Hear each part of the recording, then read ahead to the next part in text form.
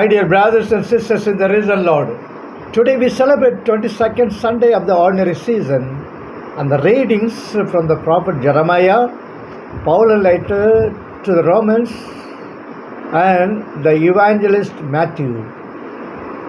They are all very attentive to the theme on becoming a disciple again. It is not easy to be a disciple of Jesus, but the call to follow him is permanent. The Latin word discipulare, which means sitting at the feet of the Lord, following Jesus.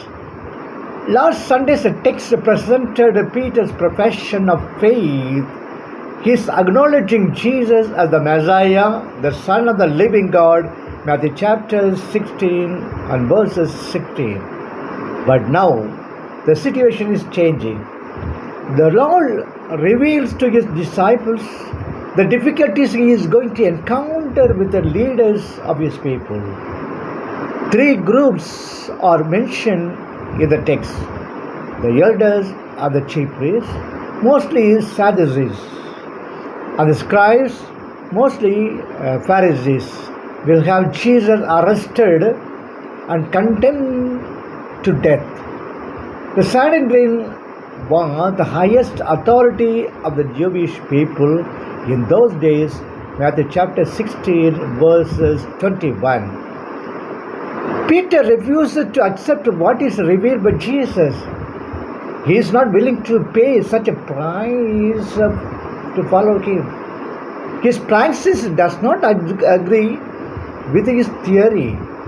He recognized Jesus as the Christ, the Messiah, but shocked by what Jesus announces, Peter withdraws. The Lord responds emphatically. Some translation have Jesus say, "Get out of my sight, Satan." Matthew chapter 16 verse 22. But Jesus is literally saying, "Get behind me." That means this is the meaning of the Greek term used by Matthew, Satan. There is a strong rejection of Peter's reaction, but at the same time Jesus is telling Peter to take up his place as a disciple again, a place which calls him to get behind Jesus in order to follow him and not to be an obstacle in his way. In other words, Jesus' strong rejection of Peter also contains forgiveness of his error. Jesus believes that Peter is able to conduct himself as a disciple again and to walk in his footsteps. Even though Jesus disagrees with Peter, he trusts his return, discerning the will of God.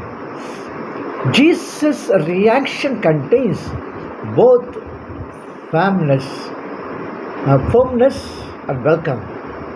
The Lord knows that a disciple involves a process.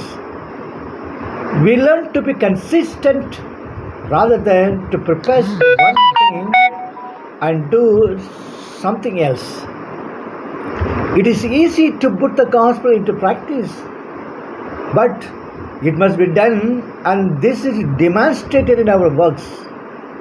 The next to be consistent is increasingly more urgent. Our solidarity with those who are suffering will prove our belief in Him who has come that we may have life and have it abundantly. John chapter 10 verse 10, the words of John's Gospel. Following Jesus, allowing God to entice us today, Jeremiah chapter 20 verse 7, must lead us to speak clearly and not settle with palliatives.